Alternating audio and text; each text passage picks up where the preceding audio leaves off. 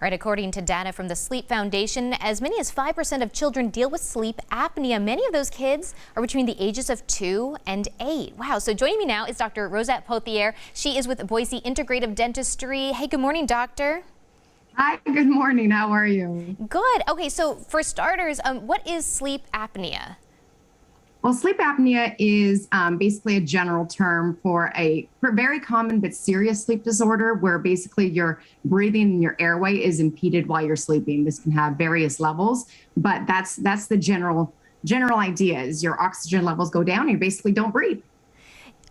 When I think of that with sleep apnea, I think of like adults with like large contraptions like on their faces. I never think of children suffering from sleep apnea. Is this something that maybe some parents don't know, or like when they come in and they're like, oh, I didn't know that this could have been a thing? Absolutely. I'm actually really happy we're talking about this today. It is a very common situation in children, women, adults, and men as well, but it's not something we generally think in all those categories. Mostly, your older men, overweight maybe, but really about 50% of children ages 4 to 8 will experience symptoms of sleep apnea, so some kind of sleep disorder, we like to call it. So yeah, it's very important for caregivers, teachers, parents to have some awareness of this so they know what to look for. Right, and that was going to be my next question. So here you're thinking how, unless a parent is sitting there staring at their child sleeping, how would they know that they're suffering from that? And I mean, this could probably go undetected for a lot of years, I would think. Absolutely. So first and foremost, any kind of snoring, loud breathing, should be a red flag for parents. That's not normal. It's not typical. So that should be, I think, a more obvious one. Sometimes parents might know, sometimes they don't. Things like teeth grinding. And then some of the not so obvious ones, which actually is why I think it's a really important thing to talk about, are things like irritability, maybe ADHD symptoms, even poor grades, kids acting out, bedwetting. A lot of these different things have an underlying just sleep disorder source. So yeah, it might not be something that you would necessarily think of, but certainly something to be aware of because obviously those things that I talked about are really common in children. Yeah, absolutely. Now, when you find that when you see a patient or a small patient and you see something like maybe like teeth grinding or something, is that something that you maybe point out and they think, oh, okay, like that wouldn't have been their first, diagnosis?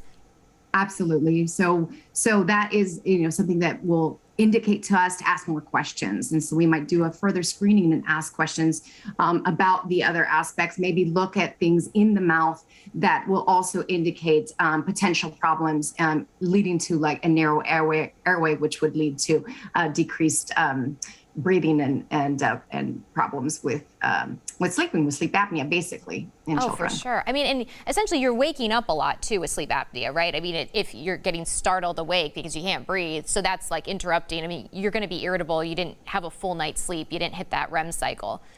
Oh, absolutely. So sleep is restorative, and we don't just mean just sleeping. You have to have the proper, long, restorative sleep that gets to the REM cycle, like you said.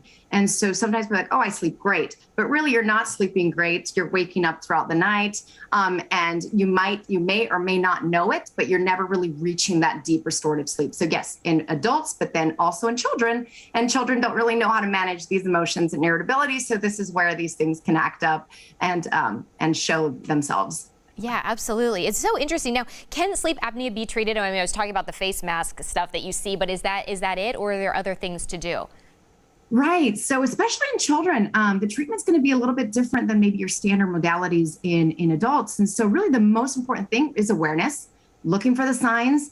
If you think, there might be a suspicion, and then, talking to someone that knows about it. And so really getting a team of specialists and providers can get to the bottom of the root cause of what's causing it. And like I said, it could be various different things in children. It's not necessarily straightforward, but a physician is the one that would make the diagnosis and then give a referral to someone that can treat it, whether that be an ENT, speech pathologist, dentist.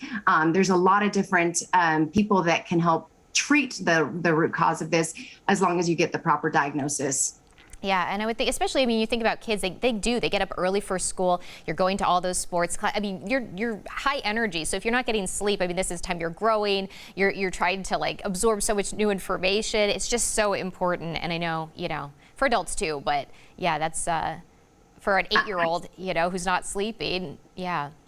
Oh, I know. And like I said, it can cause frustrating problems for parents, whether they're bedwetting or poor grades and acting out. And, we have found even in just treating these children within weeks, these problems are resolved. Wow. And so, I'm not saying it always comes Yeah. from that. Instead, it is something simple and, of course, critical to try to identify and sort out, and obviously can avert lifelong problems. Awesome. Well, hey, this might be like some parent out there is like, okay, maybe I'm going to try to check that out. Where can people learn more if they have more questions?